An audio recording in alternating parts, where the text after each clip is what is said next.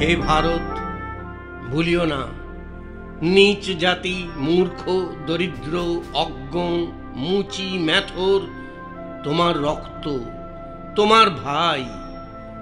হে বীর, সাহস অবলম্বন করো, সদর্পে বলো, আমি ভারতবাসী, ভারতবাসী আমার ভাই। বলো, মূর্খ ভারতবাসী, দরিদ্র ভারতবাসী, ব্রাহ্মণ ভারতবাসী, চণ্ডাল ভারতবাসী আমার ভাই। সদর্পে ডাকিয়া বলো, ভারতবাসী আমার ভাই, ভারতবাসী আমার প্রাণ। ভারতের সমাজ আমার শিশু শয্যা, আমার যৌবনের উপবন, আমার বার্ধক্যের বারাণসী। বলো ভাই, ভারতের মৃত্তিকা আমার স্বর্গ, ভারতের কল্যাণ আমার কল্যাণ। স্বামী বিবেকানন্দ। অত্যাচারীর পাপের ঘোড়া পূর্ণ হয়ে ব্রিটিশ শাসক দল পালাবে, এক নতুন সূর্যোদয় হবে স্বাধীন ভারতবর্ষে। এই স্বপ্ন দেখতে দেখতে কত প্রাণ হাসতে হাসতে শহীদ হয়ে গেল, কত মা সন্তান হারা হলো। অনাহার, নিষ্ঠুর অত্যাচার, গালিগালাজ, অসম্মান, শারীরিক নির্যাতন, কোনো কিছুর ভয় দেখিয়ে ভারতবর্ষের মানুষকে ব্রিটিশ সরকার বন্দী করে রাখতে পারেনি। সাদা চামড়ার মানুষদের দেশ ছাড়া করতে পুরুষের সঙ্গে সঙ্গে নারীরাও একেবারে হিংস্র হয়ে উঠেছে। কোনো কিছুর ভয় কারোর চোখে মুখে নেই আর। ওদের মেরে ফেলতে এক মুহূর্ত ভাবতে হয় না ভারতবর্ষের একটা মানুষকেও। কলকাতা নারী সত্যাগ্রহ সমিতি অগ্নিকন্যায় পরিণত হয়েছে। অসুর দমনে কে আটকাবে আর? নমস্কার, আমি মলয় কুমার সেন, লেখিকা মন্দিরা মুখার্জির স্বাধীনতা সংগ্রামে নারীদের ভূমিকা নিয়ে লেখা আমার দেশের মাটি গল্পের মাধ্যমে আমাদের আপামর ভারতবর্ষের স্বাধীনতা সংগ্রামী নারীদের প্রতি জানাই সশ্রদ্ধ প্রণাম। স্বাধীনতার ৭৮ বছর পূর্তির উৎসব উদযাপনে সমগ্র ভারতবাসীর কাছে ও আমাদের শ্রদ্ধেয় সমস্ত স্বাধীনতা সংগ্রামীদের প্রতি শ্রদ্ধা জ্ঞাপনের একটা ছোট্ট প্রচেষ্টায় মেডলি FM অরিজিনালস গোটা আগস্ট মাস জুড়ে স্বাধীনতা সংগ্রামে নারীদের ভূমিকা নিয়ে গল্প শোনাচ্ছে। আজ তার পঞ্চম তথা শেষ পর্ব।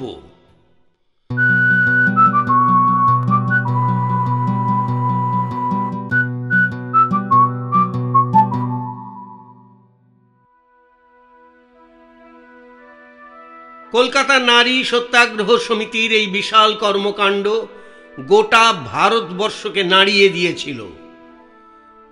14-15 বছরের মেয়ে শান্তি ঘোষ ও সুনিতা চৌধুরী সেজেগুজে ঘোড়ার গাড়িতে চেপে জেলা ম্যাজিস্ট্রেটের কুঠিতে ঢুকে তাদের ইন্টারভিউ কার্ড পাঠিয়ে দিল চাপরাশির হাতে। ম্যাজিস্ট্রেট স্টিভেন্স বেরিয়ে এলেন। দায়িত্ব পালনের সুযোগ সমাগত করে শান্তি সুনিতা গুলি ছুঁড়ল পরপর, ম্যাজিস্ট্রেটের বুকে নিশানা করে। ম্যাজিস্ট্রেটের প্রাণহীন দেহ মাটিতে লুটিয়ে পড়ল। বেধড়ক মার মারল ম্যাজিস্ট্রেটের কুঠির লোকজন। পিঠ মোড়া করে হাত বেঁধে পুলিশ শক্ত করে চেপে রেখে অশ্রাব্য ভাষায় গালিগালাজ করছে। আর পুলিশ লাইনের সামনে পাগলা ঘন্টি বাজছে। মুহূর্তের মধ্যে যেন শান্ত পরিবেশ অশান্ত হয়ে উঠল। কিন্তু মেয়ে দুটোর চোখে মুখে পরম শান্তি, স্বস্তি। তারা যে উদ্দেশ্যে এসেছিল সেই লক্ষ্য তারা পূরণ করতে পেরেছে। এর পরের শাস্তি ফাঁসি। কোনো কিছুর ভয় তাদের চোখে মুখে নেই। সালটা 1932। আজকের এই ঘটনার পর ইংরেজ শাসক বুঝতে পারছে তাদের সময় বেশি নেই। এত মারধরের পরেও পুলিশ যখন মেয়ে দুটোকে টানতে টানতে নিয়ে যাচ্ছে, চিৎকার করে ওরা বলছে, শুনতে পাচ্ছিস না? ওটা তোদের পাগলা ঘন্টি নয়, ওটা তোদের বিদায় ঘন্টা, তোদের সময় ফুরিয়ে এসেছে। গাড়িতে তুলছে আর লাঠির বাড়ি মারছে। শান্তি সুনিতার শরীরে যত জোরে, ওরাও তত জোরে গান গাইছে। ভয়ে কি মরণে, রাখিতে সন্তানে, মাতঙ্গী মেতেছে আজ।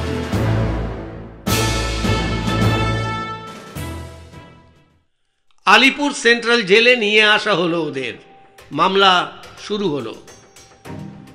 মামলার সময় শান্তি ও সুনিতার হাসি, উচ্ছ্বাস ও তেজস্বিনী মুখ গোটা কোর্টকে মুগ্ধ করে রাখলো।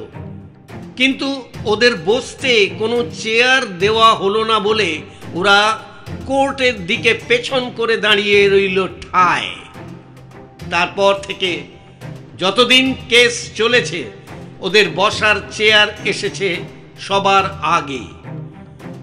মামলার রায় কি হবে জানা নেই, কিন্তু ফাঁসির দড়ি পড়তে তাদের বাধা নেই। 14-15 বছরের কিশোরী নাবালিকা, অষ্টম শ্রেণীর ছাত্রী, ফাঁসি কি করে হবে এদের? যাবজ্জীবন কারাদণ্ড ভোগ করতে থাকে ওরা।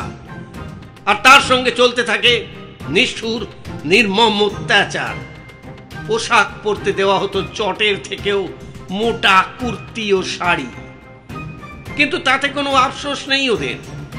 শুধু শারীরিক ও মানসিক অত্যাচারই নয়, ওদের খেতে দেওয়া হতো শক্ত আর মোটা চালের ভাত, যা চিবোতে না পারলেও গিলতেই হবে। আর বালতি ভর্তি হলদে রঙের জল, যার নাম নাকি ডাল। তার মধ্যে থেকে যা গন্ধ বের হতো, মনে হতো যেন সবেমাত্র ক্ষেত থেকে কাঁচা ডাল তুলে আনা হয়েছে। আর ছিল বিষাক্ত ঘ্যাঁট। গলা দিয়ে নামার সময় গলার মধ্যে চুলকানি শুরু হয়ে যেত। সুনিতা ভাতের থালা সরিয়ে দিয়ে বলেছিল, আমাদের গরিব ভারতবর্ষের অতি দরিদ্র মানুষও এর থেকে ভালো ডাল ভাত খায়। ইনচার্জ মেট্রন গালাগালি দিলেই ওর মুখে ছুঁড়ে মারে ভাতের থালা। শাস্তি দ্বিগুণ বেড়ে যায়। শান্তি, সুনীতি ও বিনা অনশন শুরু করে। 7 দিন জেলারকে বন্দি করে অন্য জেলে আনা হয়। ওদের হিজরি জেলে আলাদা আলাদা বিনা বিচারে বন্দি করে রাজবন্দীদের সঙ্গে রাখে। শান্তির বাড়ির সন্ধান না পেয়ে পুলিশের সব রাগ গিয়ে পড়ে সুনিতার ওপর। ওদের ঘর পুড়িয়ে দেয়, বাবার পেনশন বন্ধ করে দেয়, 2 দাদাকে গ্রেপ্তার করে 3য় শ্রেণীর শাস্তি দিয়ে মৃতপ্রায় করে বাড়ি পাঠায়। কাউকে সাহায্য করতেও দেয় না, বিনা আহারে মরতে বাধ্য করে ওরা। অন্যদিকে চলছে বেনামি পোস্টার লাগিয়ে বাংলার পুলিশ কর্মচারীদের মানবতা বোধ জাগ্রত করার প্রচেষ্টা।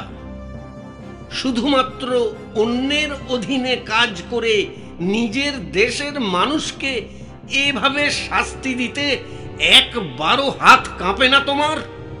ভারত মাতার মুক্তি চাও না তুমি? শুধুমাত্র অর্থের জন্য এ নিষ্ঠুর চাকরি করো না। তুমি ভারত মাতার সন্তান, একথা তুমি ভুলে যেও না। সজাগ হও। কে বা কারা এমন কাজ শুরু করেছে তা জানতে না পেরে, বুঝতে না পেরে সাধারণ মানুষের ওপর পুলিশ বেপরোয়াভাবে লাঠি চার্জ করতে শুরু করে দিল। কমলা দাশগুপ্ত বাবা মায়ের অসম্পূর্ণ কাজ সম্পন্ন করতে আবার বাংলার বিধবা ও ধর্ষিতা মহিলাদের সঙ্গে বিপ্লবী যুবকদের বিয়ে দেওয়ার অনুষ্ঠানের আয়োজন করতে থাকে। যে বাধা দিতে আসে তাকেই আগে কয়েক ঘা লাঠির বাড়ি মারে, তারপর জানতে চায় বাধা দেওয়ার কারণ কি।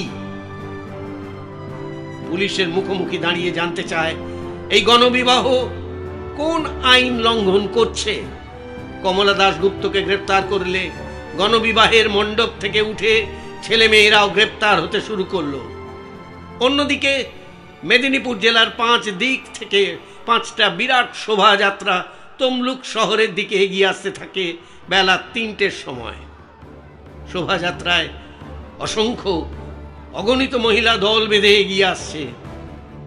শহরের দিকে যাওয়ার সমস্ত রাস্তা লাঠিধারী সিপাহী, রাইফেলধারী সৈন্য দিয়ে সাজিয়ে রেখেছে পুলিশ, কিন্তু শোভাযাত্রা ছিল অহিংস, শান্ত। জনতা ব্যারিকেড ভেঙে থানার ভেতরে ঢুকতে লাগলেই পুলিশ লাঠিচার্জ ও গুলি চালাতে থাকে। রামচন্দ্র বেরার বুলেট লাগা রক্তাক্ত দেহ থানায় ছুঁড়ে ফেলে দিয়ে চলে যায় সৈন্যরা। এই গুলির ফোয়ারার দৃশ্য দেখে মাতঙ্গিনী দেবী আর স্থির থাকতে পারেন না। মুহূর্তের মধ্যে নিজের কর্তব্য ঠিক করে ফেলেন। তার চোখ মুখ দিয়ে যেন আগুন ঝরতে থাকে। বীরাঙ্গনা জাতীয় পতাকা হাতে নিয়ে সামনের দিকে এসে বিদ্রোহীদের আহ্বান করেন, করব নয়তো মরব, হয় জয় না হয় মৃত্যু, তোমরা বাড়ি ফিরে গিয়ে কি করবে? তার ডাকে সুশৃঙ্খলভাবে বিদ্রোহীরা এগিয়ে চলে সশস্ত্র রক্ষী বাহিনীর দিকে। বেপরোয়াভাবে গুলি বৃষ্টি আরম্ভ করে সৈন্যদল। হাতের মুঠোয় শক্ত করে জাতীয় পতাকা ধরে মাতঙ্গিনী আবাল বৃদ্ধ নরনারীদের সঙ্গে নিয়ে এগিয়ে চলেছেন। গুলি এসে লাগলো তার 2 হাতে, তবু রক্তাক্ত হাতে সমস্ত শক্তি দিয়ে পতাকাটাকে উপরের দিকে শক্ত করে ধরে রেখে এগিয়ে চলেছেন তিনি। রক্তে ভেসে যাচ্ছে গোটা শরীর, তবুও বলে চলেছেন, ভাইয়ের বুকে গুলি চালিও না, তোমরা স্বাধীনতা সংগ্রামে যোগদান করো। রক্ষী বাহিনী তার উত্তরে তার কপাল লক্ষ্য করে একটা গুলি করে। মাটিতে লুটিয়ে পড়েন মাতঙ্গিনী হাজরা, তবুও জাতীয় পতাকা ধুলোয় মিশতে দেননি তিনি। মুহূর্তের মধ্যে রক্তাক্ত শ্মশানপুরী হয়ে যায় গোটা জায়গাটা। একজন নারী চিৎকার করে বলে ওঠে, আমাদের তোমরা গুলি করে মেরে ফেলতে পারো, কিন্তু ভয় দেখিয়ে বাধা দিতে পারবে না। উল্টো দিক থেকে একজন বন্দুকের বাঁট দিয়ে মাথার পেছনে মেরে উল্টে ফেলে দেয় মহিলাকে। এই ঘটনার পর সুভাষচন্দ্র বসু গোটা শহর জুড়ে মিছিল করে শুধু মানুষকে আহ্বান করে গেলেন আর বিবেকানন্দের বাণী শোনাতে থাকলেন। ভারতবর্ষের একজনও যদি স্বাধীনতা লাভ করতে না পারে, তাহলে আমাকে বারবার জন্মগ্রহণ করতে হবে এই ভারতবর্ষে।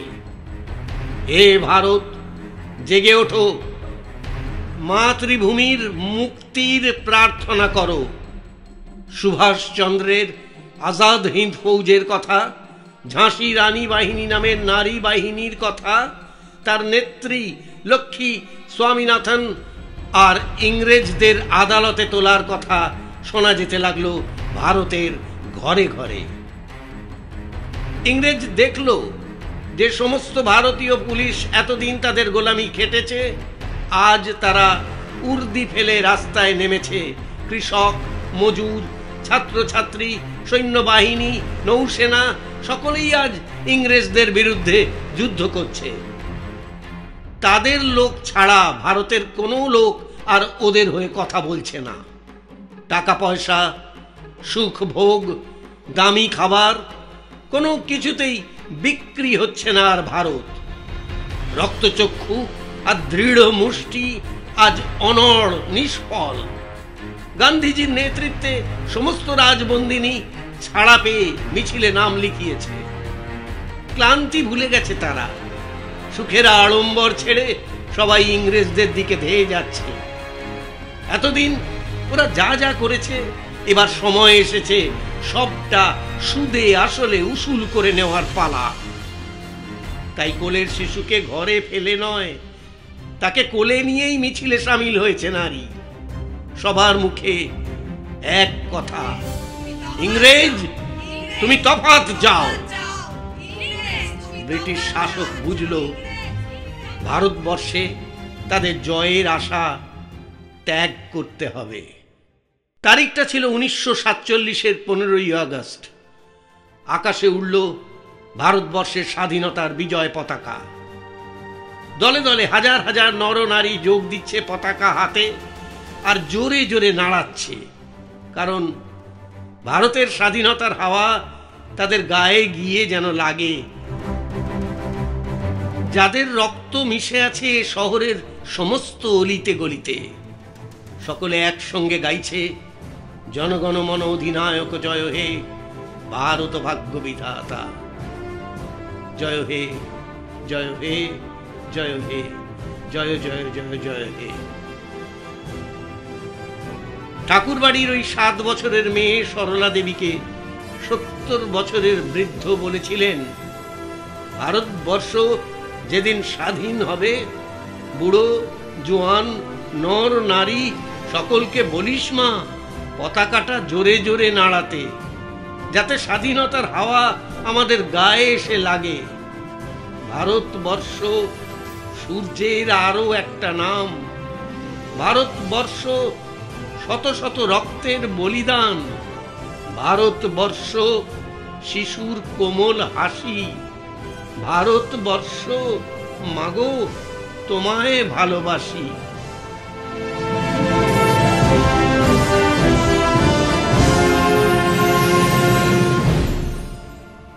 স্বাধীনতার ৭৮ বছর পূর্তি উপলক্ষে মেডলি FM অরিজিনালস গোটা আগস্ট মাস জুড়ে আপনাদের শোনালো স্বাধীনতা সংগ্রামী নারীদের নিয়ে লেখা মন্দিরা মুখার্জির গল্প আমার দেশের মাটি। কিছু জানা অজানা গল্পের সাক্ষী হয়ে থাকলাম আমরা সকলেই। গল্প প্রসঙ্গে কারো কোথাও যদি কণামাত্র ব্যক্তিগতভাবে অপমান বা অসম্মানজনিত মন্তব্য লেগে থাকে, তার জন্য আমরা মেডলি FM এর পক্ষ থেকে আপনাদের কাছে আন্তরিকভাবে ক্ষমা প্রার্থী। ভালো থাকুন, সুস্থ থাকুন, আর আজ থেকে আসুন না আমরা সবাই মিলে কাঁধে কাঁধ মিলিয়ে একটা দায়িত্ব নেওয়ার চেষ্টা করি। সগর্বে বলি, ভারত মাতা, তোমাকে রক্ষা করার দায়িত্ব আমাদের সকলের। আমার জন্মভূমি, আমার মাতৃভূমি, তোমার চরণে শত কোটি প্রণাম।